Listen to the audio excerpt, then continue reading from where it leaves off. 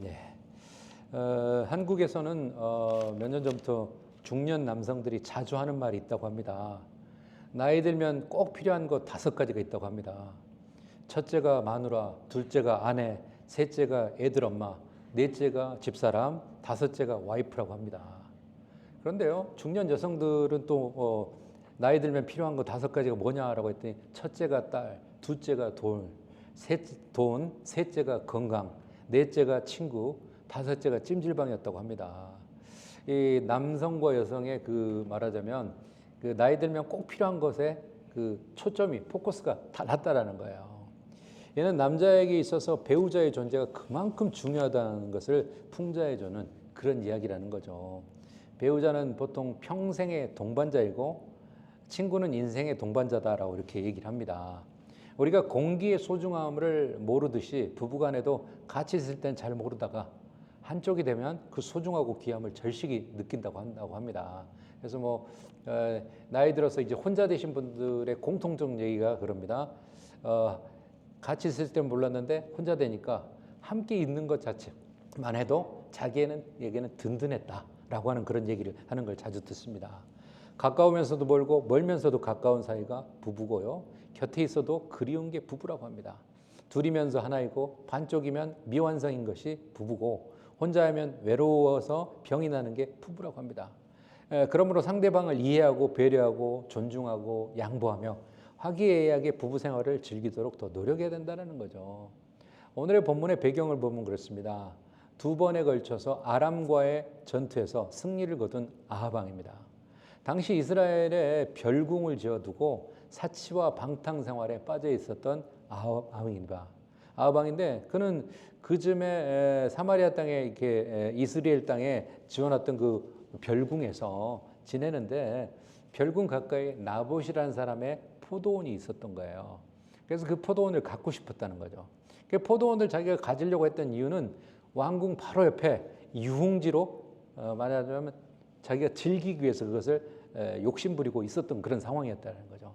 본문 1절, 2절을 보면 그죠. 그 후에 이 일이 있으니라. 이스라엘 사람 나봇에게 이스라엘에 포도원이 있어 사마리아 왕 아합의 왕궁에 가깝더니 아합이 나봇에게 말하여 이르되 내 포도원이 내 왕궁 곁에 가까이 있으니 내게 주 채소밭을 삼게 하라. 내가 그 대신에 그보다 더 아름다운 포도원을 내게 줄 것이요 만일 내가 좋게 여기면 그 값을 돈으로 내게 주리라 라고 얘기합니다. 이 이스라엘이라고 하는 곳은 무깃도와 벳산이라고 하는 곳의 중간 지점에 위치한 그런 곳인데요. 오늘날의 제린이라고 하는 그런 곳으로 추정되는 그런 성읍인데 구약시대 당시에는 굉장히 전략적으로 매우 중요한 곳이었다고 합니다. 그래서 아합은 특별히 이곳에 별도의 궁을 만들어 놓고 종종 거기에 이렇게 머물었던 그런 곳이 바로 이스라엘이라고 하는 곳이었다는 거죠. 이곳에 이 나봇이라는 사람이 있었는데 나봇이라고 하는 사람은 이름의 뜻은 나보트라고 하는데요. 싹튼다라는 말에서 유래된 이름인데요. 나봇이라는 사람은 조상 대대로 그 지역에서 포도 농사를 했고 그러한 직업과 관련된 일을 평생 하고 있었던 사람이 나봇이었다는 거죠. 그래서 이 포도원이라는 게 나오는데 이 포도원은 이 팔레스타인 지역에서 가장 특산물 중에 하나가 바로 포도라는 거예요. 그래서 포도와 이것을 재배하는 포도원은 많은 사람들에게 말하자면 그들의 재정의 원천이 되었던 그런 곳이었다는 거죠. 그런데 그것을 이제 아합 왕이 나에게 그걸 넘겨라라고 얘기하는 거죠. 그리고 그게 채소밭을 만들겠다.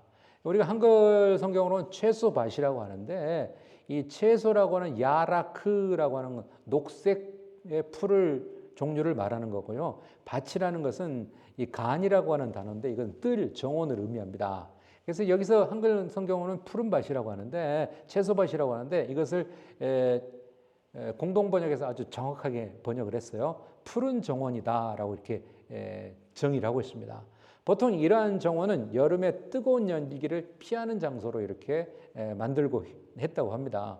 종종 또 이게 우상 숭배의 장소로 이용되기도 했다는 거죠. 그래서 아합이 얘기를 하는 거예요. 나봇에게 만일 내가 좋게 여긴다면 내가 다른 포도원을 줄 수도 있지만 네가 좋게 여긴다면 그냥 내가 돈으로 값을 치르겠다라고 얘기를 하는 거죠. 그래서 만일 내가 좋게 여기면이라고 하는 것은 문자적으로 보면 눈에 좋거든 이라는 거. 네가 만족한다면 이라는 거죠. 그래서 이 말은 바로 상대방의 의사를 굉장히 존중하는 표현이라고 우리가 볼 수 있어요. 그러나 여기서 비록 왕이라도 또 우리가 배경적인 거 보면 비록 한 나라를 다스리는 왕이었지만 개인의 사적인 재산에 대해서 이렇게 몰수할 수 있는 그런 권한은 없었다라는 것을 우리가 또 추측할 수 있다라는 거죠. 백성들에게 기업으로 분배된 땅은 원래 하나님의 소유고요. 권력을 가진 사람도 그 소유 관계를 함부로 변경할 수 없다라는 게 이스라엘의 전통이었다는 겁니다. 그러나 이것은 형식적인 제한이었고요. 왕정 시대가 개막된 이후로 계속 그 이후로 왕들은 끊임없이 자신의 토지의 소유를 확장하는 일을 계속했다고 합니다. 그래서 고대 근동 왕들은 모두가 대지주였다. 왕의 재산이 많았다는 거죠. 땅이 넓었다는 거죠. 그러나 이스라엘의 왕들조차 이것을 흉내내는 게 현실적이었다는 거예요. 그래서 다른 나라 왕들도 그렇게 하니까 나도 왕이니까 조금 이렇게 땅을 좀 넓혀볼까? 그런 걸 계속 시도했다는 거죠. 어쨌든 지금 아합이 시도하는 토지 소유의 확대는 일찍이 사무엘이 이스라엘 백성들이 사무엘 선지자한테 얘기했죠. 우리에게 왕을 달라.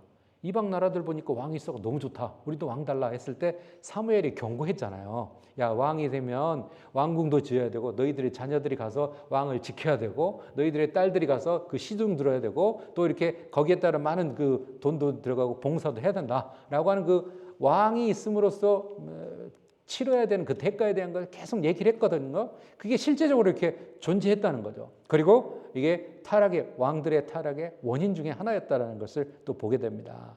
3절을 보면 이 말을 듣고 라봇이 얘기합니다. 아합에게 말하되 내 조상의 유산을 왕에게 주기를 여호와께서 금하실지로다 하니라고 얘기합니다. 나봇의 이 같은 대답은 그가 여호와의 신앙을 가졌고 율법에 충실했던 인물이라는 거죠. 왜냐하면 이스라엘의 전통에 가면 땅 분배를 받잖아요. 그러면 그 땅에 대한 것을 내가 가지고 있다가 조금 내가 경제적으로 어려우면 이 땅을 팔긴 해요. 팔긴 하는데 그게 영원히 소유권을 넘어가는 게 아닙니다. 50년이 되는 희년이 되면 그걸 넘겨주는 거예요. 그러니까 희년까지 얼마 남았냐라고 하는 그 땅의 사용 그 기간을 사는 거라는 거죠. 그래서 결국은 원주인에게 다시 돌아가게 돼 있는 그런 그 이스라엘의 그런 배경적인 게 있었다는 거죠. 그러니까 땅의 주인은 그 분배받은 사람에게도 있지만 사실은 모든 토지의 소유는 하나님이다라고 하는 그게 이제 배경적으로 깔려져 있었다라는 거죠. 물론 아합이 후한 보상을 해주려고 했지만 그럼에도 불구하고 나봇은 이것을 거부한 것은 이 땅이 조상 대대로 이곳에서 포도 농사를 지었던 곳이기 때문에 그걸 내가 왕에게 넘기는 거 돈 좀 더 받는다고 그렇게 하기 싫다는 거예요. 그리고 자손 대대에 이어야 될 이게 말하자면 이 땅이 분깃이다, 유산이다라고 생각하는 거죠. 그래서 선조의 유업을 함부로 이렇게 매각하는 것은 불법이라고 금지되어 있기 때문에 나봇은 이걸 행하려고 하지 않았다는 거죠. 4절을 보면 이스라엘 사람 나봇이 아합에게 대답해 이르기를 내 조상의 유산을 왕께 줄 수 없다 하므로 아합이 근심하고 답답하여 왕궁으로 돌아와 누워 얼굴을 돌리고 식사를 아니하니. 아니 못 팔겠다고 하면 그냥 그만인데 이 아합의 특수성이 나오는 거죠. 안 판다고 하니까 거기에 이제 이 사람이 흔히 말하면 이게 삐진 거예요. 근심했다라고 얘기합니다. 내적 갈등으로 이제 속이 타고 기분이 언짢은 거야. 그래서 이 사람이 침상에 눕고 밥도 안 먹고 이렇게 식음을 전폐하는 그런 상황이었다는 거죠. 그래서 아합의 이런 부분이 나중에는 보면은 다른 나라로부터 우상이 도입되고 번창하는데 원인이 되기도 해요. 왜냐하면 아합은 이처럼 줏대없고 성숙하지 못한 사람이었기 때문에 나중에 자기 부인 이세벨을 통하여 이렇게 수입되는 이방 우상들 쉽게 들어오는 그런 계기도 되었다라는 걸 우리가 여기서 볼 수가 있다는 거죠. 아합이 식사를 거르고 누웠다라는 원인을 이제 6절에 계속 정확하게 얘기를 해줘. 그래서 왕이 그 6절에 보면 그러죠. 그가 대답하기를 내가 내 포도원을 내게 주지 아니하겠노라 하기 때문이다. 왕이 이렇게 식음을 전폐하고 있었던 건 이 원인이 바로 그거였다는, 자기가 갖고 싶은 것에 대해서 가지려고 했는데 소유할 수가 없었다라는 거, 거기에 대한 거였다라는 거죠. 그래서 뭐 우리가 자녀들을 기를 때도 그러는 거죠. 어떤 부분에 대해서는 허용을 하지만 어떤 부분에서는 명확하게 선을 그어주는 거죠. 왜? 한 번도 그 거절이라는 걸 맛보지 않게 되면 그 아이가 나중에 성장해서도 주체하지 못합니다. 왜? 나는 한 번도 거절이라는 걸, 노라는 걸 들어보지 않았는데 사회에 갔더니 뭐 이렇게 조그마한 이제 뭐 이렇게 유치원이나 만약 학교나 뭐 이런 데 가서 노라는 소리를 듣기 시작하면 그때부터 주체하지 못하는 거야. 왜? 난 한 번도 들어보지 못한 단어를 듣기 때문이라는 거죠. 그래서 이제 그런 부분이 좀 중요한데 아합이 한 번도 노를 듣지 않았던 그런 사람 중에 한 사람이 아니었을까라고 우리가 추측해요. 그래서 이제 이 부분에 대한 그 설명을 이세벨에게 하니까 이세벨이 이제 왕에게 액션을 취하는 거죠. 근데 이세벨에 대해서 우리가 보면은 이세벨은 두로 출신의 말하자면 왕의 딸이었습니다. 그런데 두로의 왕은 어떤 사람이었냐면 잔인한 폭군이었고요. 거기 밑에서 이제 이세벨이 자랐기 때문에 이 여인도 상당히 과격한 그런 부분도 있었던 것을 우리가 봐요. 아합은 마치 어머니가 자신에게 할 수 없는 것을 시시콜콜 이루는 어린아이처럼 이렇게 처신해요. 그래서 이제 부부관계에서도 짐작할 수 있는 것은 자신이 이세벨이 자기가 친정에서부터 계속 섬겼던 그 우상을 종교적으로 도입할 때 아합을 이렇게 어떻게 할 건가라는 것을 이세벨은 이제 알게 되는 거죠, 여기서. 그래서 아합이 펼친 종교 정책은 언제나 이세벨의 입김이 상당히 작용했을 거라는 걸 우리가 이제 여기서 추측할 수 있다는 거죠. 그런데 아합 왕의 말도 안 되는 고집과 투정을 아내인 이세벨은 어떻게 도왔냐? 그 부분에 대한 걸 어떻게 도왔느냐? 크게 우리가 세 가지로 볼 수 있는데요. 첫째가 나봇의 포도원을 왕에게 주겠다라고 얘기합니다. 본문 7절에 보면 그러죠. 그의 아내 이세벨이 그에게 이르되 왕이 지금 이스라엘 나라를 다스리시나이까 일어나 식사를 하시고 마음을 즐겁게 하소서 내가 이스라엘 사람 나봇의 포도원을 왕께 드리리다 하고 라고 얘기합니다. 왕이 지금 이스라엘 나라를 다스리니까 라고 하는 이 말은 뭐냐면 한 나라의 통치자가 왜 그 모양이냐라는 말하자면 비난하는 그런 말이거든요. 이세벨은 고대 근동의 전제 군주가 일반적으로 행사할 수 있는 권력을 염두에 두고 자기 아버지가 항상 폭군으로서 이렇게 누르고 뭐 빼앗고 하는 걸 보고 자란 사람이기 때문에 아니 이스라엘 다스리는 왕이 요 모양이야? 하고 해서 비난하고 있는 그런 부분이라는 거죠. 그런데 아합은 비록 왕일지라도 자기 부모의 유업 외에 타인의 유업을 함부로 탈취할 수 없었던 이스라엘의 그 배경이 있었다라는 거예요.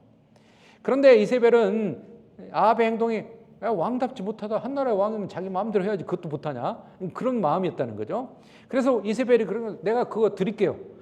나봇의 포도원을 왕께 드리리다. 이렇게 얘기하는 거야. 그래서 내가 주겠다라고 하는 이세벨의 그 말과 행동에 보면 그녀가 정녕 이스라엘을 해치는 하나의 대적이라는 걸 우리가 여기서 분명히 보게 된다는 거죠. 이처럼 이세벨은 아합으로 하여금 악을 행하도록 격려하고요. 하나님 앞에 마땅히 걸어야 될 삶의 방향을 왜곡하고 부추기는 역할을 했다는 거예요. 그래서 아주 선한 쪽으로 돕지 않는 그런 여인의 대표적인 모습이었다는 걸 보게 되는 거죠. 두 번째 이세벨의 도움은 어때요? 왕의 명의, 왕의 이름을 도용했다는 거예요. 8절을 보면 아합의 이름으로 편지를 쓰고 그 인을 치고 봉하여 그의 성읍에서 나봇과 함께 사는 장로와 귀족들에게 보내니라는 거. 아니 왕은 분명히 아합인데 부인인 이세벨이 왕 행세를 한 거예요. 그건 이제 월권이죠. 그래가지고 이제 왕의 도장도 도용을 하고 왕의 사인도 뭐 요즘식으로 이렇게 가라로 쓰는 거죠. 그렇게 하면서 왕이 한 것처럼 했다는 거죠. 그래서 고대 사람들의 그 도장의 용도는 굉장히 다양했습니다. 이 인장은 의식서의 날인을 하고요, 재산 증서의 신빙성을 보장을 해주는 거요, 공문서의 권위를 보증해주는 여러 가지 효능이 있었던 게 바로 인장이었다는 거죠. 이세벨이 거짓 편지를 쓴 이후에 아합의 도장을 가졌다가 그걸로 이제 자기가 한 것처럼 아합이 한 것처럼 그렇게 했다는 거죠. 이세벨은 백성들의 눈을 깜짝같이 속여서 넘기기 위해서 왕의 도장을 토용했다는 거예요. 굉장히 이건 놀라운 범죄인 거죠. 한편 당시의 도장은 오늘날과 비슷한 형태 외에도 굴려서 인을 찍는 원통형 도장이 있고요. 또 이렇게 반지처럼 된 그런 도장도 있었다고 합니다. 이세벨이 말하자면 월권을 행한 거죠. 왕을 돕는다라는 이름 아래. 세 번째로 보면 거짓 증인을 세우고 돌로 쳐 죽이라고 명령을 합니다. 9절 10절에 보면 그 편지 사연에 이르기를 금식을 선포하고 나봇을 백성 가운데 높이 앉힌 후에 불량자 두 사람을 그 앞에 마주 앉히고 그에게 대하여 증거하기를 내가 하나님과 왕을 저주하였다 하게 하고 곧 그를 끌고 나가서 돌로 쳐 죽이라 하였더라.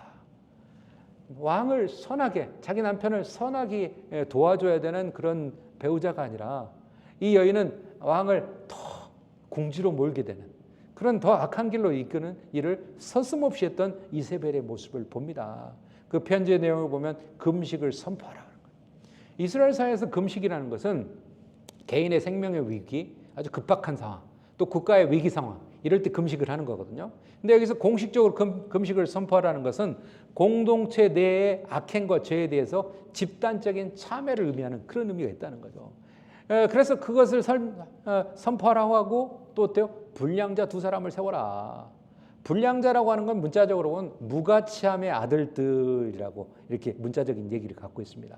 그러나 이것은 단순한 타인에게 잘못 없는 존재가 아니라 적극적으로 다른 사람에게 해를 끼치는 존재가 바로 여기서 말하는 불량자라는 거죠. 두 사람을 세워라. 그럼 왜 두 사람을 세우라고 했을까? 이것은 사람을 사형에 처하기 위해서는 최소한 두세 사람의 증인이 요구되는 게 이스라엘 율법이었어요. 그러니까 최소한 2명은 있어야 되는 거죠. 그래서 이 규정을 지키기 위해 2명의 불량자를 포섭하도록 지시한 거예요. 그러면서 왕과 하나님과 왕을 저주했다 하고 그들이 말하는 것은 나봇이라는 사람이요 하나님을 저주하고 왕을 저주했습니다. 이렇게 얘기한 거는 모세의 율법은 하나님을 모독하거나 저주하는 거 또 거기에 하나님의 뜻에 따라 세움받은 지도자들마저도 저주하지 못하도록 규정을 하고 있어요. 이 규정을 어긴 사람은 어때나 사형에 처해야 된다는 거. 그래서 이세벨은 바로 이 규정을 이용해 가지고 나봇을 제거하려고 했다는 거예요. 우리는 여기서 봤을 때 야, 이게 범죄의 끝은 어딘가 굉장히 무섭구나라는 걸 생각하는 거죠. 마치 다윗 왕이 우리아의 아내를 얻기 위해서 우리아를 전쟁 앞에 맨 앞에 서게 하고 군대가 빠뜨려가지고 그 사람의 전쟁 상대 적들에 의해서 죽게 만드는 것과 같은 그런 일을 서슴없이 했다는 거예요. 또 죽이는 방법이 돌로 쳐 죽이라라고요. 돌로 치는 형벌은 우상 숭배자나 신접한 사람이나 여호와의 이름을 회방하는 거와 저주한 사람, 간음한 사람 이런 사람들 돌로 쳐 죽이는 거거든요. 그래서 이 돌로 형을 집행하는 것은 사형수의 옷을 벗기고 손을 묶고 밖으로 끌고 가가지고 한 증인이 먼저 그 사람을 밑으로 밀어뜨립니다. 그리고 두 번째 증인이 큰 돌로 먼저 친다는 거야. 그리고 나서 이제 둘러싸여 있는 그 공동체가 돌로 쳐 죽인다라는 거죠. 그래서 이 공동의 돌로 처형하는 법은 공동체 구성원들에게 경각심을 주는 거고요. 연대의식을 심어주는 목적으로 그렇게 했다는 거예요. 이세벨은 남편 아합을 돕는 것은 잘못된 도움을 주는 대표적인 사례라고 말할 수 있다는 거죠. 그럼 우리가 여기서 아합과 이세벨에 대해서 조금 더 자세히 보면요. 아합은 어떤 사람이냐? 기원전 9세기경에 구약성경 시대에 분열된 북이스라엘 왕국의 7대 왕이 바로 아합입니다. 오므리 왕조의 두 번째 왕이고요. 약 22년간 나라를 다스렸던 사람이 아합 왕입니다. 역사적으로 가장 강력한 군사력과 경제적인 번영을 이룬 왕이기도 해요. 성경에서는 이전의 모든 사람보다 여호와 보시기에 악을 더욱 행한 왕이다라고 열왕기는 또 그렇게 평가를 해요. 경제적으로 부강하고 뭐 이렇게 했지만 하나님 보시기엔 아주 악을 더 많이 했던 그런 왕이었다라는 거예요. 그 성경의 부정적인 평가와 달리 고고학적 기록에 보면 역사적 사실을 보면 아합은 유능한 군주였다. 왜? 이스라엘 나라의 강력한 군사력을 가지고 이렇게 영향력을 미쳤기 때문이라는 거죠. 그래서 대표적인 아합의 도덕적인 타락을 보여주는 게 바로 나봇의 포도원 사건이라는 거죠. 아합은 북이스라엘을 군사적, 경제적 전성기를 이끈 강력한 왕이었습니다. 아내 이세벨의 영향으로 그런데 이 사람은 바알 신앙을 받아들여가지고 이스라엘 역사상 가장 악한 왕으로 이렇게 평가받는 불명예를 받는 사람이 바로 아합 왕이었다는 거예요. 그의 아내였던 그를 돕는다고 했던 이 이세벨이라는 사람은 어떠냐? 아합과 결혼한 왕비로서 성경 역사상 가장 사악하고 음모에 능한 여성이 바로 이세벨이었다는 거죠. 우상 숭배의 상징으로 기록된 인물이 또 이세벨이었다는 거죠. 그녀는 단순히 왕의 아내에 머물지 않고 강력한 권력욕과 종교적인 열정으로 북이스라엘 전체를 흔들었던 강력한 정치적인 실세였습니다. 이 이세벨의 인물을 정리해 보면 이런 특징이 있어요. 이세벨은 지중해 무역으로 막강한 부를 쌓았던 해상 왕국이었던 페니키아, 성경엔 시돈이라고 나오죠. 페니키아의 공주였어요. 그의 아버지가 시돈의 왕이었고 바알의 제사장이었습니다. 그래서 에트바알이라고 해요. 그러니까 이세벨이 바알 신앙을 이렇게 이스라엘의 시집으로 왔지만 그 가져온 이유가 아버지의 영향도 굉장히 컸다는 거죠. 그는 자신이 섬기는 바알 신은 바로 풍요와 비의 신이거든요. 또 아세라의 신앙을 아예 이스라엘의 국교로 만들려고 굉장히 노력을 했던 여인이 이세벨이었습니다. 이세벨은 또 궁중에서 바알 선지자 450명, 아세라의 선지자 400명을 두고 국가 재정으로 이렇게 먹여 살렸다. 제가 지난번에 얘기했던 것처럼 그 일을 했었던 거예요. 또 반면에 그렇게 하면서 이스라엘의 제사장과 선지자 등 하나님을 섬기는 사람들은 찾아서 대대적으로 학살을 했던 사람이 또 이세벨이었다는 거예요. 또 이세벨은 남편 아합에게 나봇의 포도원을 주려고 하는 그런 음모를 꾸몄던 그런 대표적인 사람이야. 그래서 나중에 엘리야는 그러죠. 이세벨의 악행을 보면서 성경은 이렇게 얘기해요. 개들이 이스라엘 성벽에서 이세벨을 먹을 것이다. 하나님의 심판에 대해 예언을 해요. 그리고 이 예언은 훗날 예후 때 혁명을 일으켜서 왕위를 찬탈할 때 그대로 성취돼 버립니다. 이세벨의 옳지 않는 도움과 대처는 오히려 좋지 않은 인생의 결과를 만들어 버렸다는 거죠. 배우자는 돕는 자입니다. 돕는 배필로 매우 중요하다는 거죠. 그래서 저는 이제 한 사람의 투지와 불굴의 한 여성을 소개하려고 합니다. 그녀는 바로 루스벨트 여사입니다. 어렸을 때 몹시 수줍음을 타고 옛날 것을 그냥 좋아하고 그냥 변화를 꿈꾸지 않았던 그런 여인인데 그녀의 어머니는 그녀에게 할머니라는 별명을 붙여줬다는 거죠. 왜? 옛날 거 그냥 그대로 갖고 있는 거 그거 좋아했기 때문에. 루스벨트 여상은 그 수줍음을 없애기 위해서 일부러 모르는 사람을 만나려고 애를 썼대요. 왜? 자기 성격을 좀 이제 바꿔보려고 그렇게 했다는 거죠. 또한 고달픈 삶을 이기는 인내심을 기르기 위해서 노력하고 자신의 운명을 개척하려고 노력했던 여인이 루스벨트 여사였다는 거죠. 일찍이 어머니를 여우고 할머니 밑에서 자랐대요. 약한 마음을 이기고 프랑스로 건너가서 교육을 받던 가운데 청년 루스벨트를 만나서 결혼을 했답니다. 결혼 후에 남편이 소아마비 증세로 다리를 절기 시작합니다.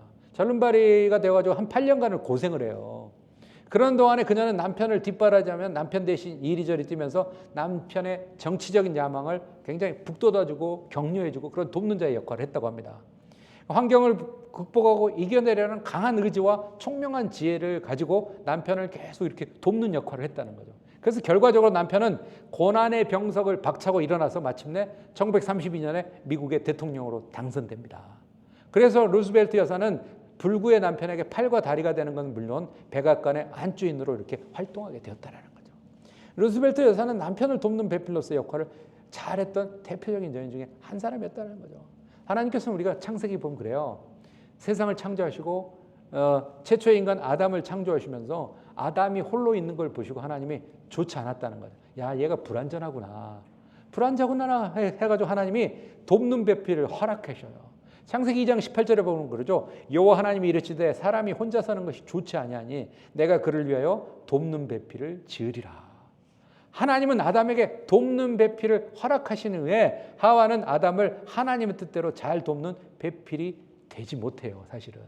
그래가지고 하나님이 허락하지 않았던 선악과를 뱀의 모습을 한 사탄이 꼬드기니까 거기에 넘어가가지고 선악과를 따먹어요. 그리고 자기 남편에게도 그것을 먹게 합니다. 그래서 여자가 그 나무를 본즉 먹음직도 하고 보암직도 하고 지혜롭게 할 만큼 탐스럽기도 한다. 그러니까 보통 이렇게 하나님이 하지 말려고 하는 세상에서 금지하고 하는 그런 범죄들을 보면 그 범죄를 행하는 사람들을 보면 그거 하면 성공할 것 같고 그거 하면 경찰한테 절대 안 잡힐 것 같고 그거 하면 부자가 금방 될 것 같고 그러니까 하는 거예요. 그 사람들이 경찰에게 금방 잡히고 감옥에 갈 것 같으면 절대 안 하거든요. 안 될 것 같으니까 그걸 하는 거예요. 아무도 모를 거라고 생각하는 거죠. 근데 다른 사람은 다 보고 있고 아는 거야. 그런 착각 때문에 한다는 거죠. 그래서 아담과 하와도 이렇게 온전한 돕는 배필의 역할을 하와가 잘 하지 못해갖고 하와가 먼저 넘어갔고요. 그리고 남편도 같이 그 얘기를 했다는 거죠. 그래서 제가 창세기 설교하면서 그런 거죠. 범죄는 항상 전파력이 있다. 또 혼자 하려고 하지 않고 꼭 같이 하려고 한다. 그래서 항상 경찰들이 찾으면 그런다는 거죠. 야, 이 사람의 말하는 공범이 있다. 혼자는 되게 안 한다. 그렇게 일반적으로 나온다는 거예요. 그래서 우리는 창세기에서도 그렇게 본다는 거죠. 어떻게 배우자를 돕는 것이 좋은지 굉장히 중요하다는 걸 우리는 사실을 우리는 깨닫게 됩니다. 사랑하는 성도 여러분, 아합은 북이스라엘을 공사적으로 경제적으로 전성기를 이끌었던 강력한 왕이었어요.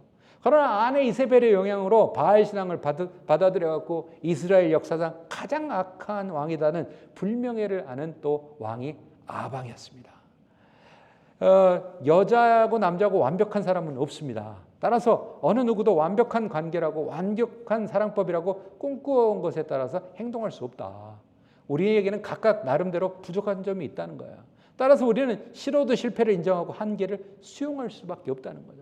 완벽하지 않고 부족한 사람이기 때문에 우리는 서로 기대고 서로 채우며 살아간다는 거죠. 그래서 완벽한 사랑이 아니기 때문에 더 깊이 품고 더 오래 기다리고 가려주고 덮어주는 거라는 거예요. 하나님의 뜻 안에서 우리는 불완전한 각 개인이 서로 만나가지고 완전한 사람으로 세움을 받을 수 있다는 거죠. 저는 청년 공동체를 섬기면서 젊을 때부터 주례들을 꽤 많이 했었는데 주례할 때 제가 그런 얘기를 꼭 했어요. 배우자들에게 아름다운 꿈을 꿀 때 각자 배우자들의 꿈과 비전을 돕는 배필이 되라. 그 사람의 꿈을 비전을 이룰 수 있는 협력자가 되라라고 그렇게 항상 제가 얘기를 합니다. 왜? 부족한 한 사람이 또 다른 배우자를 만남으로 부족한 부분을 함께 채워가면서 온전한 삶을 살 수 있기 때문이라는 거죠. 그럼 이제 신앙의 관점에서 볼 때 우리는 또 이렇게 생각할 수 있습니다. 신랑 되신 주님을 기다리는 성도로서 우리는 진정 하나님을 돕는, 주님을 돕는 우리는 배필인가라는 거예요. 나는 정말 하나님을 돕는, 하나님 나라를 위해서 헌신하고 돕는 그런 진정한 돕는 배필인가라는 걸 우리는 생각해 보자는 거. 성도는 그리스도와 결혼한 자입니다. 그리스도께서 우리를 위해서 그분 자신을 희생하셨기 때문에 우리도 오늘 오직 그분만을, 우리 자신을 영원토록 우리가 그분께만 드릴 수 있는 진정한 돕는 배필이 되어야 되지 않겠냐라는 거죠. 그것은 그분과 연합할 때만 가능한 것입니다. 우리 인생의 동반자를 돕는 배필이 되시고 하나님의 동반자로서 주님의 일에 진정으로 힘껏 돕는 그러한 돕는 배필 되시는 여러분 모두가 되시기를 주님의 이름으로 축원합니다. 기도하겠습니다. 거룩하신 하나님, 하나님께서는 세상을 창조하시고 제일 먼저 가정을 창조하셨습니다. 가정을 창조하시면서 아담 혼자 거하는 게 온전하게 보이지 않았고 불완전했기 때문에 돕는 배필을 세우셨습니다. 그러나 돕는 배필의 역할을 잘했을 때는 우리가 온전한 가정으로 세움받고 서로 간에 하나님 온전한 그런 부부로 성장하는데 이세벨처럼 그렇게 하나님 잘못된 도움을 통해서 잘못된 평가를 받게 되는 것을 우리는 보게 됩니다. 하나님, 우리가 정말 우리의 각자에게 주어진 배우자들에게 돕는 배필이 되게 도와주시고 그들의 꿈과 비전을 세울 수 있는 그런 돕는 배필이 되게 도와주시고 하나님 나라를 위해서 우리가 하나님의 돕는 배필로서의 역할도 잘 감당하는 우리 모두가 될 수 있도록 도와주옵소서. 예수 그리스도 이름 받들어 간절히 기도하옵나이다. 아멘.